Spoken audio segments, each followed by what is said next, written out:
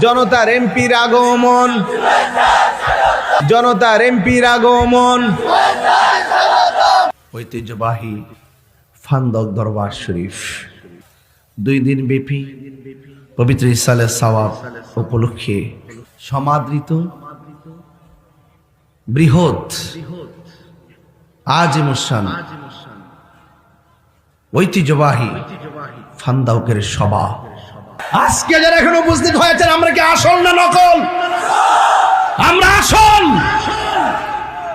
আমাদের ব্যক্তিত্বের স্বকীয়তা আছে, আমাদের অস্তিত্বের দাম আছে, আমাদের আদর্শের মূল্যায়ন আছে। আমরা যখন কথা বলি, কাউকে ভয় পেয়ে কথা বলি না। কথা বলেন, ঠিক ঠিক না বলেন?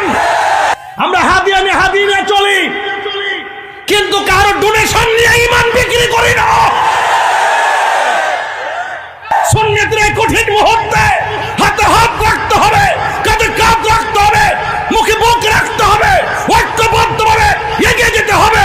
এই মিশনের বিপরীতে যারা যাবে, অর্থ পেয়ে যারা ঈমানকে বিক্রি করে দিবে, এদের সাথে আমাদের সম্পর্ক থাকতে পারে না। আল্লাহর হাবিবের কাছে এক সাহাবী এসে প্রশ্ন করেন, ইয়া রাসূলুল্লাহ, আমার চোখ পড়ে গেছে, চোখ গাল পর্যন্ত জ্বলে গেছে, ইয়া রাসূলুল্লাহ, চোখ দুইটা ভালো করে দেন। আল্লাহর হাবিব বললেন, তুমি কি চোখ চাও না জান্নাত চাও? সাহাবী ডাক দিয়ে কয়, ইয়া রাসূলুল্লাহ, আমি 2টা চোখ চাই। সাহাবা একরাম আমার নবীর কাছে আসার পরে আল্লাহর হাবিবের হাত মোবারকের মধ্যে 2টা জ্বলন্ত চক্ষুকে হাতে নিলেন। নেওয়ার পরে আমার নবীজির থুতু মুবারকটারে চতুর্পাশে ঘুরাইয়া আমার নবী জ্বলন্ত চোখটারে থুতু মুবারক প্রলেপ দিয়া লাগাইয়া দিলেন।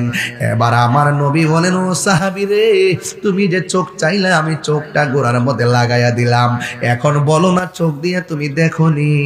ইয়া রাসূলুল্লাহ, আমি চোখ দিয়া দেখি। কয় কেমন দেখো? কয় আগের চাইতে আরো ভালো দেখি।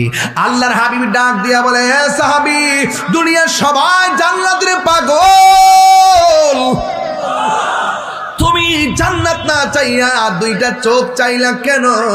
সাহাবী ডাক দিয়া কি, ইয়া রাসূলুল্লাহ, যে সাহাবী আপনার যে কাতাদা